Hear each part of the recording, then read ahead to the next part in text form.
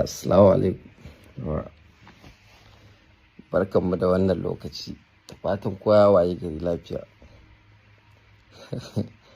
Afuwan, zan yi magana ne akan wannan abu da America take ƙoƙarin jefa kanta a ciki. Yanzu nan aka turo mun wani bidiyo, so jiya kuma still na haɗu da wani ina neman labarai, na bincika na gani a page ɗin Abis Fulani. So akan su biyun da zan magana da ita wannan da aka turo da nasa. Na farko ita wannan da aka turo abinda take cewa tana magana ne akan malaman arewa ba tunda ake kashe musulmai ai ba sa magana ne da celebrities da kuma wanda dai suke da followers da yawa. Duk da dai na ji muna da followers millions, wai ba mu san power menene social media ba, ka ji yar ƙauye. To mutanenmu ya gabata in za ku yi magana, in an yi magana ba wai ku zo za ku taba mutum amsa ba, sai ku tsaya ku yi tunani abin da ya faɗa haka ne. To ba abin da kika faɗa ba haka ba ne. In yarinya ce ki sani, kin ce malamanmu ba sa magana dai su za su ta faɗa akan kungiyanci da waye. Duk dudu yaushe aka fara wannan mayar da mutanen da wasu wawaye suke na hauka. Kwata-kwata zuwan TikTok ne, yaushe TikTok din ya zo. Muna fara miki da kan malamai ne. Da yawan malamanmu ki koma, Allah ya ji kan Albani Zaria, Allah ya ji kan Jafar Mahmud, me ya kashe su?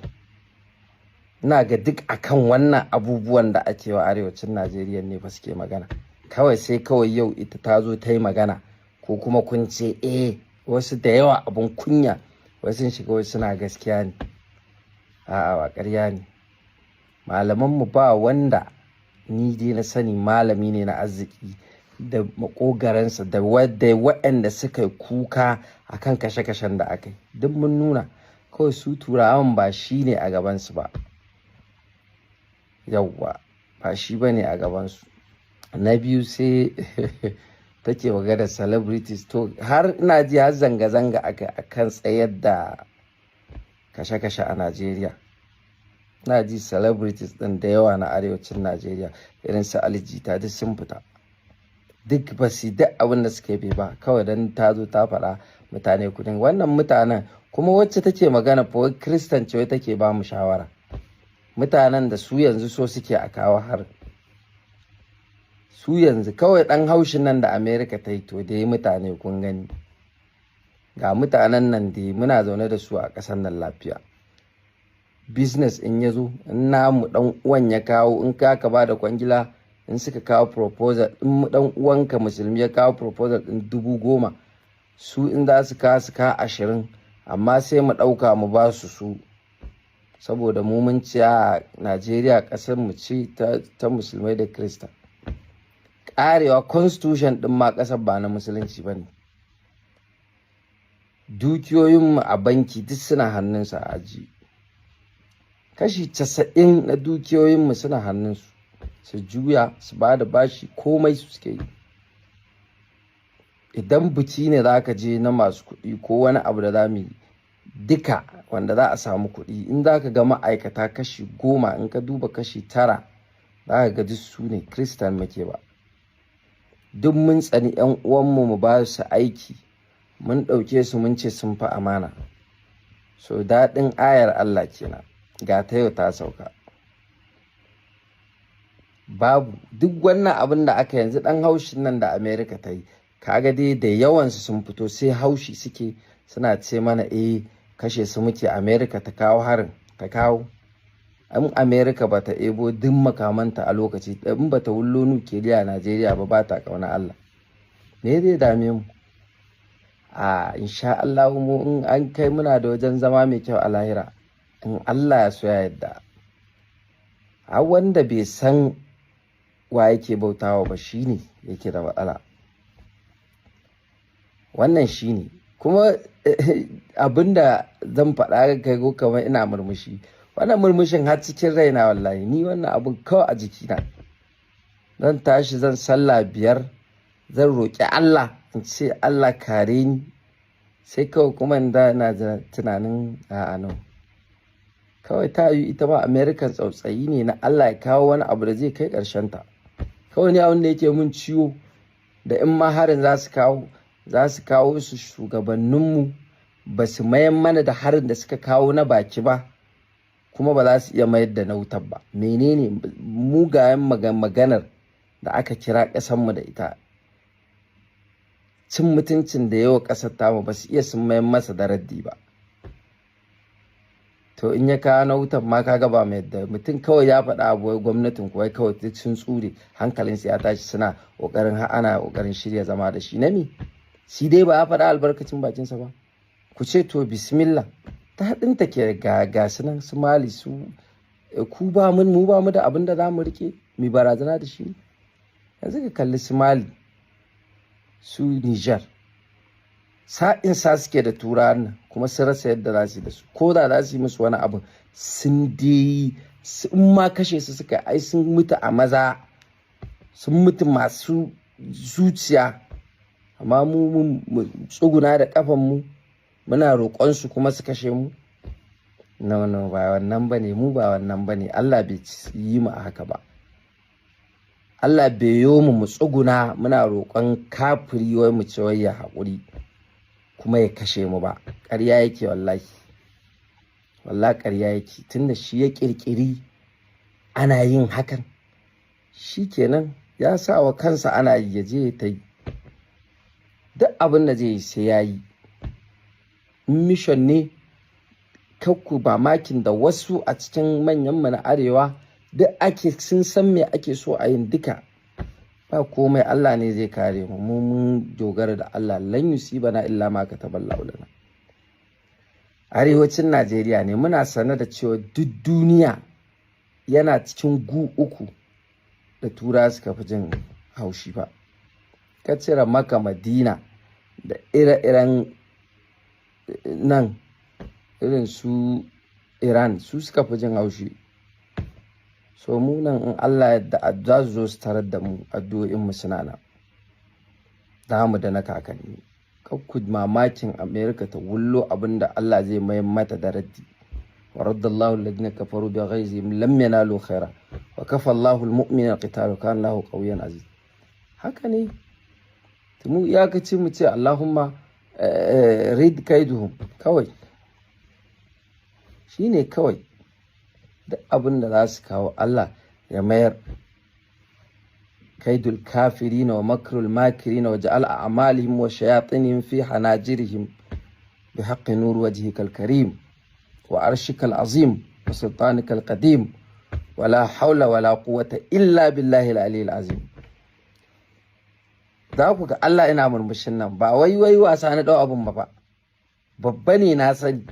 Kaman yanzu dora da magana abis planning da ya ce mutanen mu kamar sun dau abin wasa. Wallahi abis planning ba wasa aka dauke shi bane, abu ne da an yi kisan yau, an yi an jima, an yi gobe, an yi waye, kun yi magana kuma kana kallo ka san ba za a yi ma adalci ba. Duk sanda ka je gaban alƙalin da ka san ba naka bane ba zai taɓa yi ma adalci ba zai shari'a yadda Allah ya ce ba.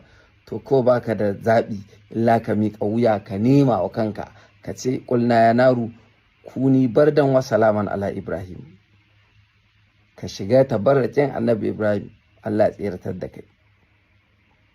Amma wallahi ba wai wasa a mutane suka ɗau abin bane, kawai an gaji ne. Ko me za a yi in ma tafiyar da a tafi, mutane da yunwa za su ji, ko da rashin kuɗi, ko da wannan abin. Ina kidnapping ɗin nan dai ana yin sa a Najeriya tun kafin Buhari ya hau mulki. An kama kidnappers ɗin da suka fi farawa ma farkon ma daga kudancin Najeriya aka kama su, kuma Kirista ne. Duk waɗannan da kidnappers ɗin da aka kama duk ba sa magana a kansu. Wai wani ina ji wani bakin Kirista yana magana wai an kama ana kidnapping, wai ya buga tebur, wai ya ce wa ɗan uwansa wai an kama shi kasu kai kuɗi. So su wane ne suka, wane ne Obid na yake ko Abbas ko waye dai, wani yana nan wanda aka dinga kama su suna kidnapping din wanda kaman yana nan a daure. Su duk da suka kidnapping din duk da can a nan waye san wani kidnapping. Kwanan nan ne fa da lokacin Teno Bari ta biyu fa a lokacin aka kirkiro abin ba aka cin sa. Amma ku zo ku ta hayaniya kawai wannan haushin da America ta yi. Ka duba duk soyayyar da manyan mu suka dinka nuna wa mutanen nan. Gashi sun nuna musu ba kamai ba, American ta wullo kawai ta tashi arewan a mayan musu da gun fili su baje su ƙara girma. Ba haka bane ba. Idan arewacin Najeriya ya fashi, wallahi tallahi duk inda suka shiga sai sun mamaye shi a Najeriya. Mu Allah ya yi mu da san zama a kudindina ne, amma yawan da muke da shi ba na wasa bane. Kun sani ko katin zabe da aka cewa Lagos tana da mutum miliyan 3, wanda tana da Kano tana da miliyan 3, wannan duk hira ce fa. Idan asalin katin zaben ne na gasken da ake na da, ai ba haka ake kirgen ba. Layi kawai yanzu dai an bullo da wani abu a ce ku je ku yi rijistar zaɓe, amma an ƙayyade iya adadin da za a ba yankinku ko garinku. Kai baka sani ba, ka je kai ta yawo ka gama rijistar zaɓen ma ka je karɓa ka ga an ce ma bata fito ba. Duk mun san me ake mana. To abin ya yi yawa ne, yau an yi gobe an yi jibi an yi, tun kuna magana har 'yan siyasa ma su dinka ganin kamar maganar da malamanmu suke ko maganar da yawancin celebrities ko mutanen gari suke yi kaman ba sa musu uzuri. To tunda an zo haka ba ku sa ido ku shiru ba. Za wata yarinya kawai ke da baki san ko ki zo kina magana wai ba a magana. Malaman mu ma da wasu an kashe su akan maganar abin ne. Kawai su ko mutanen mu tana neman comment kawai an bita ana haka ne. Kai mutanen mu gyara wannan abun.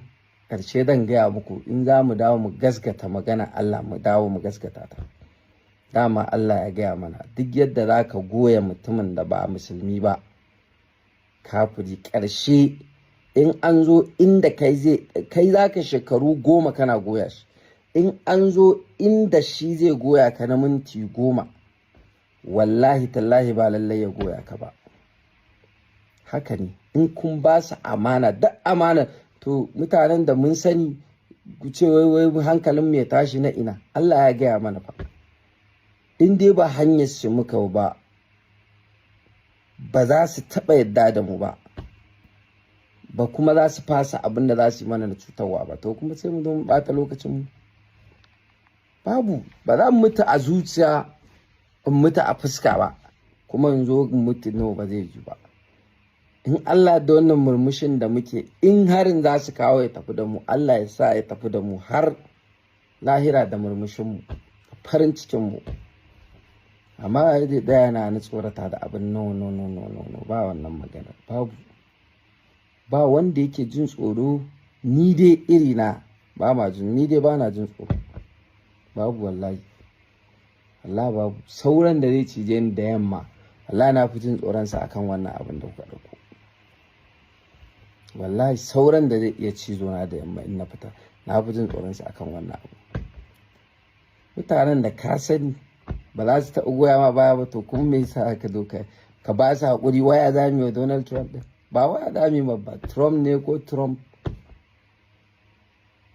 ba waya za mu yi mu san wa inda za mu yi man magana ba. Amma mun yi magana a social media ba da turanci ba, ko duk kalma ɗaya in za ka ajiye dictionary ne zai faɗo, ba zai saurare ka ba ta kai ke son ji ba. Su wanda yake son abin da suke so su yin sai sun yi kayansu. Sai dai mu ce Allah ya kare mu kawai. Wassalamu alaikum wa rahmatullahi wa barakatuh. Jama'a a ci gaba dai da addu'a, ta addu'a. Allah ba zai bari ba. Ma'assalam.